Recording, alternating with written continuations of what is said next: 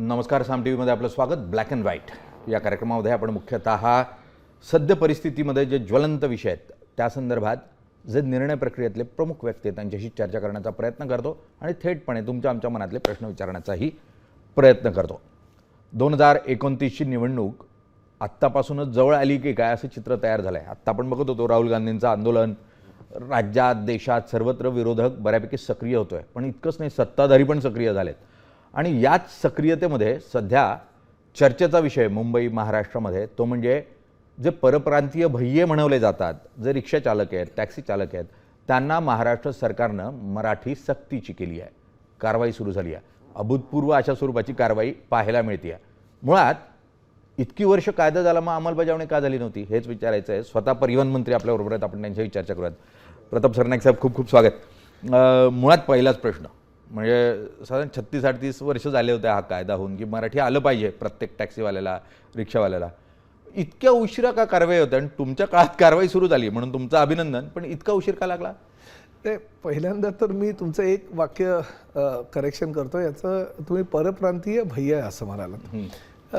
हा 1989चा कायदा आहे आणि त्या कायद्यान्वये मराठी भाषा अनिवार्य करण्यात आली. म्हणजे तुम्हाला बॅच देत असताना त्यात तरतूदच आहे की प्रवाशांशी संवाद साधत असताना तुम्हाला जो संवादात्मक मराठी आहे ती प्रवाशांशी तुम्हाला आली पाहिजे.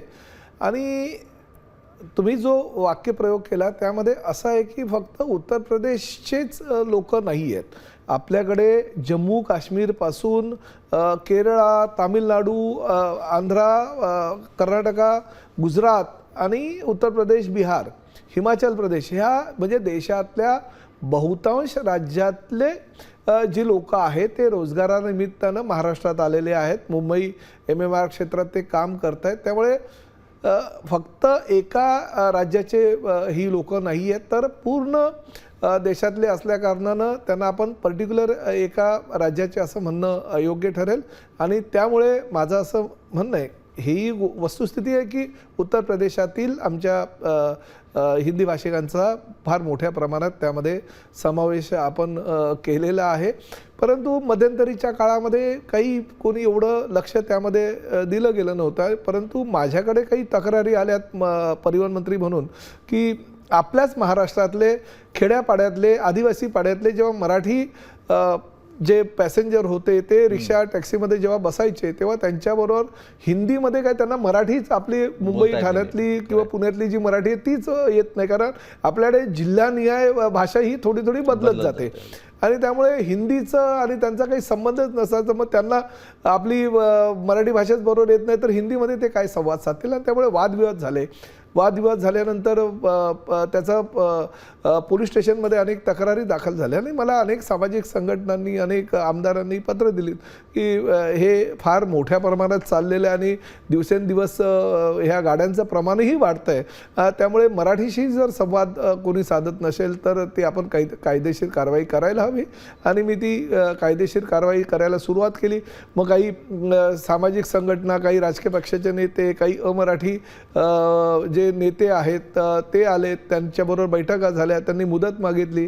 त्यांनी 3 महिन्याची मुदत मागितली. मी 1 मे ते म्हणजे महाराष्ट्र दिन ते स्वातंत्र्य दिन अशी 3.5 महिन्याची मुदत दिली. ते त्या गोष्टीला तयार झाले. मग मराठी शिकवायचं कोणी?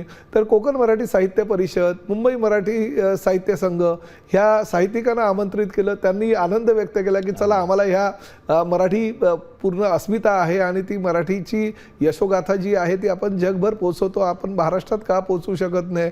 त्यांनी 160 वर्ग उपलब्ध करून दिलेत. 1800 शिक्षक ह्या राज्यामध्ये विविध जिल्ह्यामध्ये 36 जिल्ह्यामध्ये जाऊन त्यांनी तैनात केले.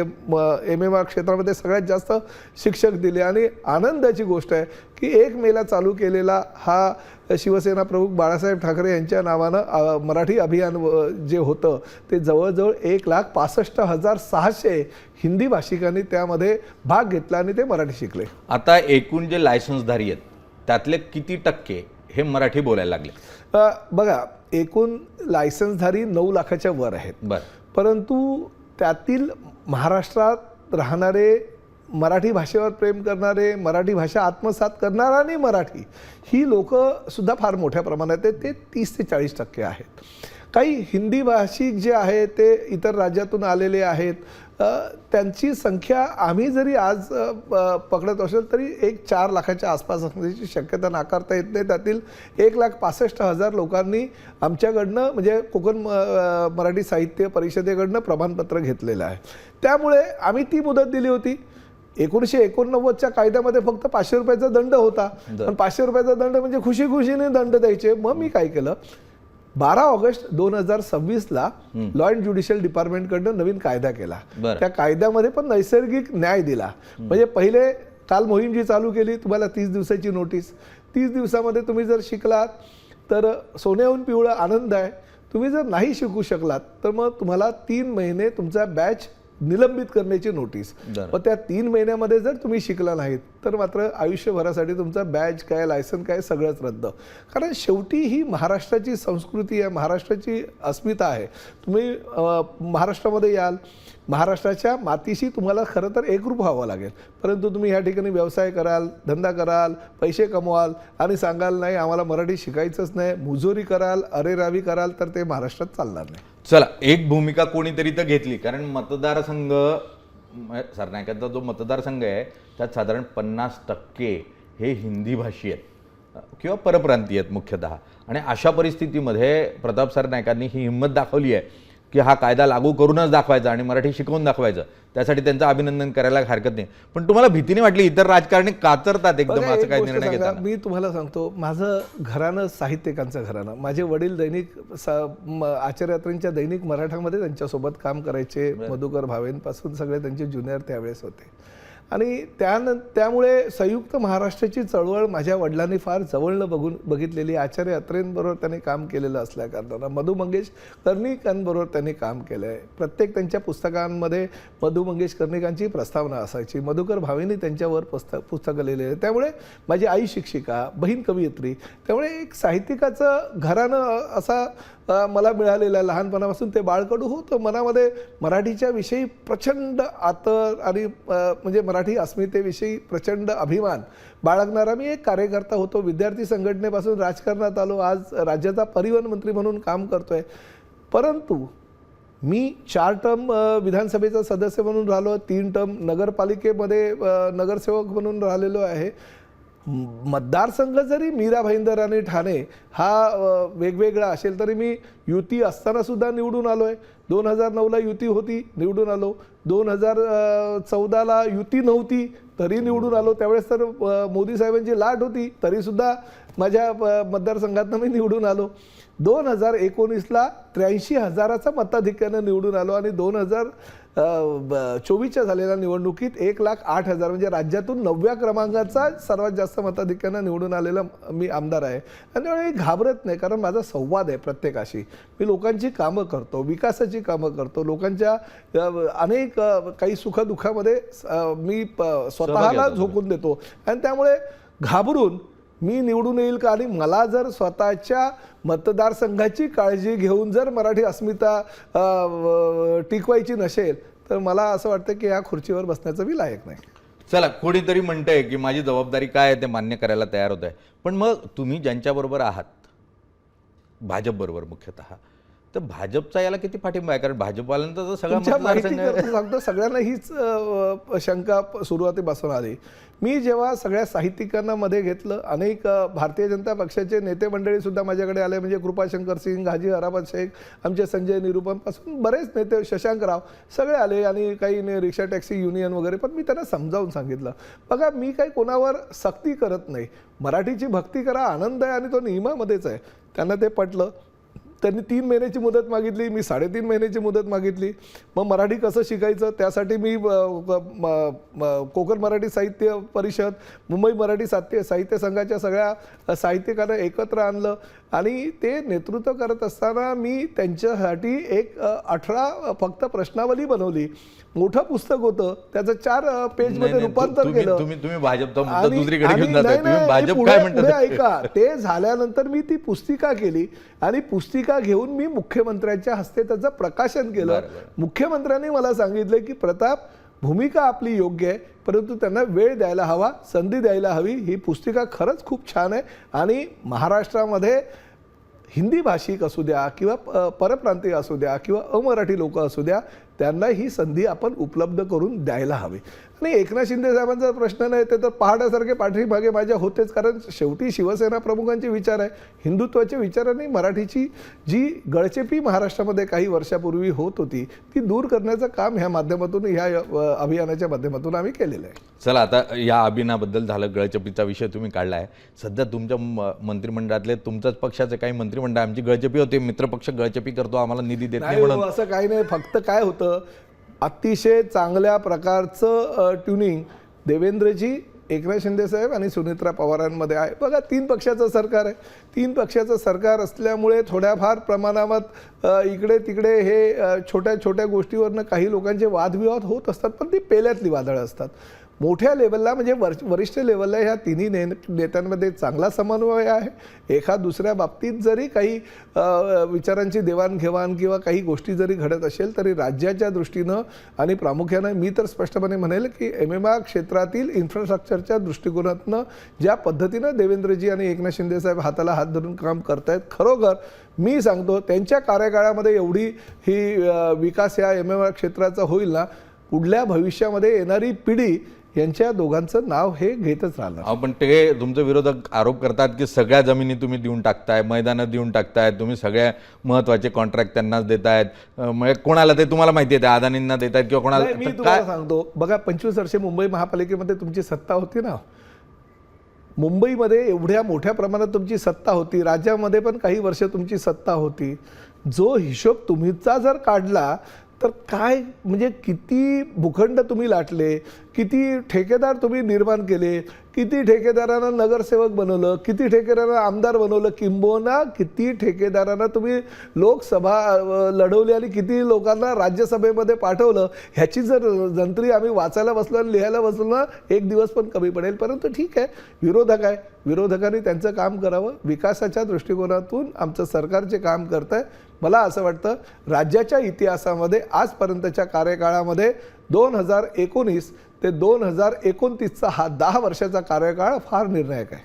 चला, हा निर्णायक कार्यकाळ आहे आणि ज्या स्वरूपाचं राजकारण ढवळून निघालं आहे महाराष्ट्राचं, म्हणजे कुणी गद्दार म्हणतंय, कुणी बंडखोर म्हणतंय, प्रत्येकाच्या आपल्या संज्ञा आहेत. या परिस्थितीमध्ये ते सर्वोच्च न्यायालयात केस सुरू आहे आणि तिचा निकाल लागेल असं म्हणतायत. ते धनुष्य राहील की जाईल काय? हे बघा, खरं तर पहिलं ह्या गोष्टीचं फार दुःख होतं आहे.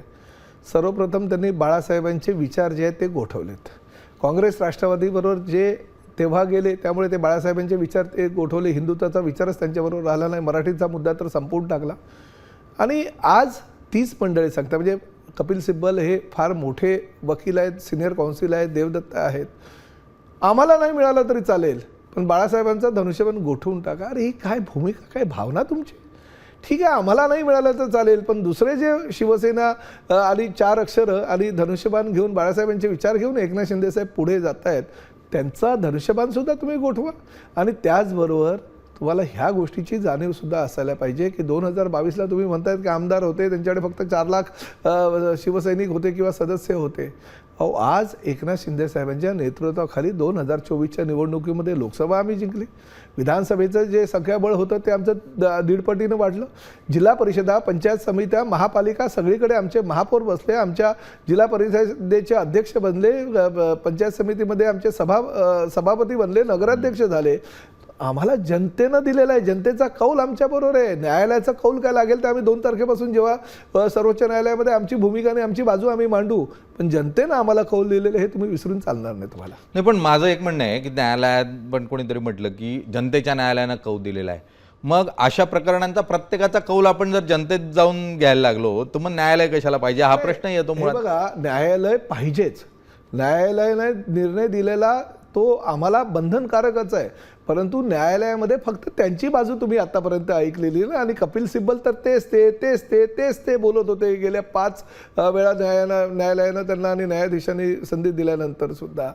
आमची भूमिका आहे ती आम्ही 2 तारखेपासून मांडू आणि आमची भूमिका मांडल्यानंतर न्यायालय जो निर्णय देईल तो आम्हाला बंधनकारक आहे, पण आमची भावना आणि आमची भूमिका तुमच्या समोर आम्ही स्पष्ट करतोय. अगदी प्रताप सरनाईक साहेब, ठाणं म्हणजे शिंदेंचा गड अशा स्वरूपात ठाण्याकडे बघितलं जातं आणि मग कल्याण डोंबिवलीचा मतदारसंघ असेल, ठाणं असेल, मग लोकसभा मतदारसंघ असेल श्रीकांत शिंदेंचा, तुम्ही त्याच भागातून येतात, अगदी मीरा भाईंदरपर्यंत तुम्ही नेतृत्व करता. या सगळ्या भागावर जर नजर टाकली तर इथे ज्या योजना सुरू आहेत त्या योजनामध्ये क्लस्टरची योजना खूप महत्त्वाची होती जी शिंदे साहेबांच्या काळात होती आणि तिच्यावरून जी धुसफूस सुरू आहे. आता भाजप म्हणतं ही योजना आमच्याकडे हवी, ती नको, क्लस्टरमध्ये नुकसान होतं आहे, क्लस्टर म्हणजे फक्त पैसा कमवण्याचं साधन आहे, काही राजकारणी त्यातून पैसा कमवतात. या आरोपांकडे कसं बघतात? ठाण्याचा विकास यातून होणार की नाही होणार? नाही, तुम्हाला सांगतो मी याची पाठीमागची पार्श्वभूमी तुम्हाला सांगतो. 1997 साली मी एकनाथ शिंदेसाहेब ठाणे पालिकेमध्ये नगरसेवक होतो आणि शिंदे साहेबांच्या वॉर्डामध्ये त्यावेळेचा तो किसन नगरचा भाग साईराज नावाची एक इमारत होती आणि ती धोकादायक आणि अनधिकृत इमारत होती. ती पत्त्याच्या बंगल्याप्रमाणे ती कोसळली आणि त्यामध्ये अनेक लोक मृत्युमुखी पडले, लहान लहान 3-3, 4-4 वर्षाची मुलंसुद्धा त्यामध्ये गेली आणि त्यावेळेस ती सुरुवात झाली ठाणे महापालिका क्षेत्रामध्ये. व नंतर मुंब्र्याला पडली, लोकमान्य नगरला पडली, कळव्याला पडली, विविध ठिकाणी पडत गेली. शिंदेसाहेबांच्या मतदारसंघात तर 2-3 दुर्घटना अशा घडल्या आणि त्याच वेळेस आम्ही ठरवलं या अनधिकृत इमारती आहे, 4-4, 5-5 माळ्याची इमारती बनवली आहे, कंजेस्टेड आहे, म्हणजे एका इमारतीतून दुसऱ्या इमारतीमध्ये सेकंडसुद्धा करता येतो एवढ्या त्या बनवलेल्या आहेत. त्याचं लाईफसुद्धा 20-25 वर्षाच्या वरती नाही, पण ह्या डेव्हलप होऊ शकत नाही आणि डेव्हलप होऊ शकत नाही. मग काय करायला हवं तर क्लस्टरची अशी योजना काही आर्किटेक्टच्या माध्यमातून शिंदे साहेबांकडे आली आणि योगायोगानं ते मग राज्याचे सरकार आल्यानंतर ठाण्याचे पालकमंत्री झाले, नंतर नगरविकास त्यांच्याकडे विभाग आला आणि त्या माध्यमातून ती क्लस्टरची योजना बनवली. मी तुम्हाला जबाबदारीनं सांगतो, ठाण्यामध्ये किसननगर वागळे इस्टेट असू द्या, लोकमान्य नगर असू द्या, हजुरी असू द्या किंवा मुंब्रा कळवा असू द्या, ह्या म्हणजे 1980 ते 90च्या कालावधीमध्ये एवढ्या अनधिकृत इमारती उभ्या राहिल्या की त्यामुळे आता त्यांचा विकास जर करायचा असेल तर क्लस्टरशिवाय पर्याय नाही आणि क्लस्टरला आवश्यक असलेल्या सगळ्या नियमावली जी आहे नगरविकास खात्यानं मंजूर केलेली आहे आणि त्यामुळे विरोधाला विरोध करून शिंदेसाहेब जर चांगलं काम करत असेल तर मला असं वाटतं क्लस्टरला पाठिंबा द्यायला पाहिजे. क्लस्टरची योजना लगेच होण्यासारखी नाही आहे, पण सर्वसामान्य गोरगरीब जनतेला जर मोफत तुम्हाला घर द्यायचं असेल तर क्लस्टरशिवाय पर्याय नाही. बरं, येत्या काळामध्ये तुम्ही आत्ता एनडीएचा भाग आहात आणि एनडीएच्या मंत्रिमंडळाचा विस्तार होणार आहे अशी चर्चा आहे. मग महाराष्ट्रातले मुख्यमंत्री दिल्लीत जाणार का अशी ही चर्चा आहे. तुम्हाला काही ठाऊक आहे काय म्हणजे मुख्यमंत्री जाणार आहेत? बघा, महाराष्ट्राचे मुख्यमंत्री दिल्लीत जावे का याबद्दल तर त्यांचं केंद्रीय नेतृत्व निर्णय घेत असतं, परंतु महाराष्ट्रामध्ये देवेंद्रजी अतिशय चांगल्या प्रकारचं काम करतात. त्यांच्या मंत्रिमंडळातील त्यांचा सहकारी म्हणून मी तुम्हाला स्पष्टपणे सांगतो.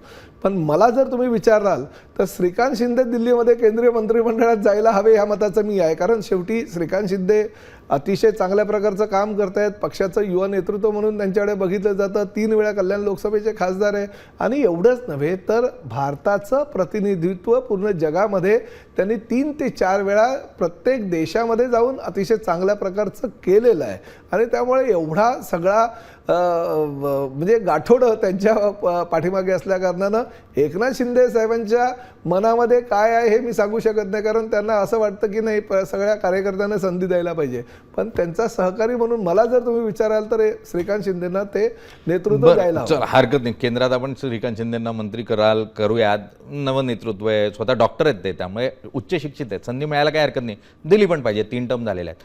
पण मग मुख्यमंत्री जर इथेच असतील तर मग तुमच्या नेत्यांपैकी अनेक जण म्हणतात की आमचे मुख्यमंत्री होणार, शिंदेसाहेब पुन्हा मुख्यमंत्री होणार, शिंदे मुख्यमंत्री. नेते अनेक जण काय मी पण म्हणतो, पण शेवटी पक्षाचा कार्यकर्ता, प्रत्यक्ष पक्षाचा शिवसैनिक मित्र म्हणून किंवा ते आमचे नेते म्हणून मलाही असं वाटतंय एकनाथ शिंदे साहेबांनी राज्याचा मुख्यमंत्री व्हावा. परंतु मुख्यमंत्री होत असताना संख्याबळाला फार महत्त्व असतं. कुठलेही आम्ही युतीमध्ये त्या ठिकाणी बसलेलो आहोत. भारतीय जनता पक्षाच्या आमदारांपेक्षा आमचं संख्याबळ अर्ध्यापेक्षा थोडंसं कमीच आहे. आम्ही 60 आणि 63 आमचं संख्याबळ आहे. 128 पर्यंत भारतीय जनता पक्षाचं संख्याबळ आहे. त्यामुळे संख्याबळानुसार त्यांचाच मुख्यमंत्री आहे.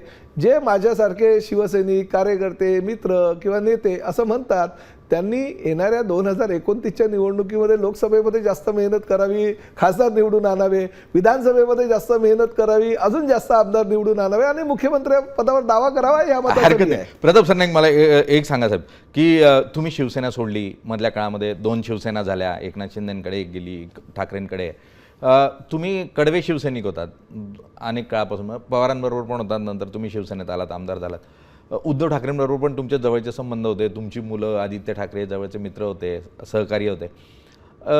ठीक आहे, जे झालं राजकारण ते सगळं ठीक आहे, पण महाराष्ट्रात एक संस्कृती आहे की आपला संवाद कायम असतो. तुमचं बोलणं झालं उद्धव ठाकरेंशी मधल्या काळात काही? नाही झालं. याचं कारण मी बघा, माझे खरंच तुम्ही म्हणताय ही वस्तुस्थिती आहे, माझे कौटुंबिक संबंध होते किंवा मी आणि रश्मी वहिनी एकाच शाळेतले, एकाच वर्गातले, म्हणजे त्यामुळे, आणि माझी मोठी जी सून आहे ती आणि आदित्य हे एकाच वर्गातले, त्यामुळे तो काही विषय नाही आहे. परंतु शेवटी हे कौटुंबिक नातं असताना आदित्य वगैरे भेटल्यानंतर आम्ही बोलतो. वरुण माझ्यावर, म्हणजे हे सगळे, कारण वरुणची आई आणि वरुणचे मामासुद्धा आम्ही एकाच शाळेतले वगैरे, ते आमचं कौटुंबिक नातं आहे.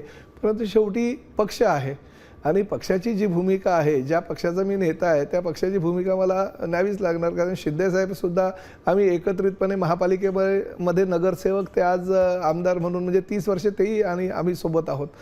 तर शेवटी ह्या गोष्टी जेव्हा विचार आपण करतो तेव्हा स्वतःच्या नातेसंबंधापेक्षा पक्षहित आणि पक्षाची भूमिका ही महत्त्वाची असते आणि मी पक्षहित आणि पक्षाची भूमिका आज पाळतोय. चला, पक्षाचं हित तुम्ही जपताय आणि तुम्ही लॉयल शिवसैनिक आहात, मराठी, अगदी महाराष्ट्र याच्या संदर्भातला तुमचा विचार अत्यंत स्पष्ट आहे. पण या परिस्थितीत जर उद्या गरज लागली, समजून घ्या, आणि मातोश्रीचाही होकार मिळाला आणि शिंदेसाहेबांचाही होकार मिळाला, तर 2 शिवसेना एकत्र येऊ शकतात का? बघा, एक गोष्ट मी तुम्हाला सांगतो, जर राजकारणामध्ये जर तर हे कायम असतं. एकनाथ शिंदेसाहेब जी भूमिका घेईल ती भूमिका आमच्या सगळ्यांना मान्य असते. बरं, जर त्यांना काही योजना वाटली की नाही हे आणावं लागेल तर ते आमच्या पुढे प्रस्ताव ठेवतील आणि आम्ही त्याला मंजुरी देऊ. बघा, असं तरी कुठे कोणाला वाटलं होतं की शिवसेना, राष्ट्रवादी, काँग्रेस एकत्र येईल आणि हे महाविकास आघाडीचं सरकार राज्यामध्ये येईल, असं कोणाला वाटलं होतं त्यावेळेस? पण त्यावेळेस उद्धवसाहेबांनी निर्णय घेतला. आम्ही, म्हणजे एकनाथ शिंदेसाहेब तर मंत्रिमंडळामध्ये सहकारी होते, आम्ही पण मान्य केलं. परंतु अशा काही युत्या आघाड्या किती काळ, किती दिवस, किती वर्ष टिकतात हा सुद्धा महाराष्ट्राचा इतिहास आहे की असं काही जास्त वेळ टिकत नाही. ठीक आहे. चला, भविष्यामध्ये, कारण महाराष्ट्राची संस्कृती आहे आणि 2 शिवसेना आहेत, शेवटी मागे सेना लागलेली आहे आणि दोघांचा इतिहास हा बाळासाहेबांपासून सुरू होतो, त्यामुळे नाळ एक आहे, ही नाळ काही तुटणार नाही हे स्पष्ट आहे.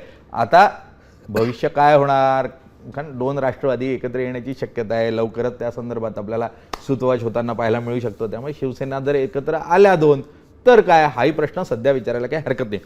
प्रताप सरनाईक साहेब, तुम्हाला खूप खूप शुभेच्छा. तुम्ही ज्या स्वरूपाचं पाऊल टाकलेलं आहे ते महाराष्ट्राच्या दृष्टीने अत्यंत स्वागतार्ह आहे आणि स्पष्ट भूमिका या काळामध्ये तुम्ही घेताय आणि रिक्षा चालक असो किंवा जे काही टॅक्सी चालक असो त्यांच्यासाठी मराठी शिकवताय.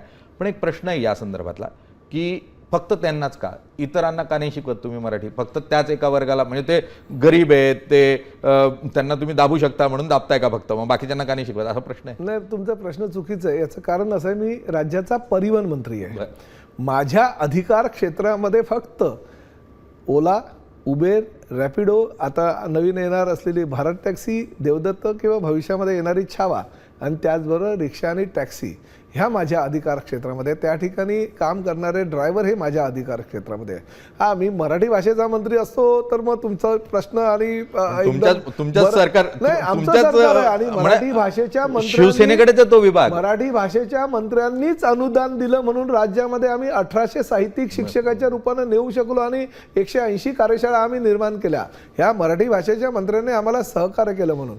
परंतु माझ्या अधिकार क्षेत्रामध्ये जे आहे मी त्या विषयावरच लक्ष देणं गरजेचं आहे. नाही तर उद्या सामंतांनी माझ्यामध्ये भांडणं लागेल की हे माझ्या खात्यामध्ये लुडबुड करतात. आम्ही एकत्रितपणे चांगलं काम करतोय, पुढे घेऊन जाऊ. तुम्ही सगळे ठाण्याचे सहकारी आहात एकमेकाचे, काही एकमेकाला कोणी तुम्ही भांडाल असं वाटत तर नाही. त्यामुळे भविष्यामध्ये काही असो, निर्णय घेतला गेला आहे, सुरुवात आहे, निश्चितपणे इतर सगळ्या भागामध्ये ते लागू होईल. या दृष्टीने प्रयत्न होतील अशी अपेक्षा करूयात. आणि एक संस्कृती, मुळात भाषा ही संस्कृतीचं प्रतीक असतं आणि त्यातून जी परप्रांतीय संस्कृती आहे, ज्यातून मग कधीतरी बलात्कारासारखी प्रकरणं होतात, अनेक वेळेला लहान मुलींची छेड होते किंवा असंस्कृत असं स्वरूपाचं वातावरण तयार होतं. ही असंस्कृतपणा जी आहे तोही कमी करायला निश्चितपणे भाषा मदत करू शकते. आणि मराठी भाषा ही संस्कृतीचं प्रतीक म्हणून ही परप्रांतीय लोक स्वीकारतील आणि त्यातून जी मवाळता मराठी माणसामध्ये आहे, जो सुसंस्कृतपणा आहे, जो पुरोगामित्व आहे, ते त्यांच्यातही येईल अशी अपेक्षा करायला काही हरकत मला नाही. एक फक्त शेवट करायचं आहे. अगदी ह्या रिक्षा टॅक्सी चालकांना 1,65,600 लोकांना आम्ही जेव्हा शिकवलं ना, त्यातील बहुतांश लोकांनी आम्हाला एक विनंती केली आणि ती विनंती आपल्या चॅनलच्या माध्यमातून मला करायची आहे. त्यांनी मला सांगितलं, साहेब तुम्हारी हमको ज़रूरत भी नहीं होती. अगर आपके प्रवासी, आपके मराठी प्रवासी अगर हमसे मराठी में संवाद करते थे तो अभी तक हमारे घर में, आप तो ये रिक्शा टैक्सी में ही मराठी बोलने की हमारे ऊपर सख्ती कर रहे हो, मगर हमारे घर में हमारे बच्चों के साथ भी हम मराठी में बात करते थे. त्यामुळे ह्या चॅनलच्या माध्यमातून मला प्रेक्षकांना सुद्धा आव्हान करायचं आहे की जे प्रवासी रिक्षा टॅक्सीमध्ये बसतील त्यांनी ही मानसिकता सोडून द्यावी की समोरचा रिक्षा किंवा टॅक्सी ड्रायव्हर तो अमराठी आहे. तुम्ही जर त्यांच्याबरोबर मराठीत संवाद साधला तर आमच्या साहित्यिकांची सुद्धा तुम्हाला किंवा मंत्र्याची गरज लागणार नाही. ते ऑटोमॅटिक मराठीत शिकतील. म्हणून त्यांच्याबरोबर मराठीतच संवाद साधा. दुसऱ्याला कंपल्सरी करताना किंवा शिकवण्याचा प्रयत्न करताना आपण स्वतः संवाद करू, हाही प्रयत्न करूयात. सर, तुम्ही वेळ दिलात त्यासाठी खूप खूप धन्यवाद. थँक्यू.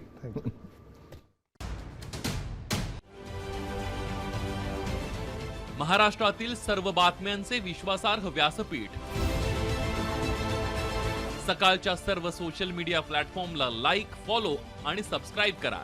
तसंच सर्व नोटिफिकेशनसाठी बेल आयकॉन प्रेस करायला विसरू नका.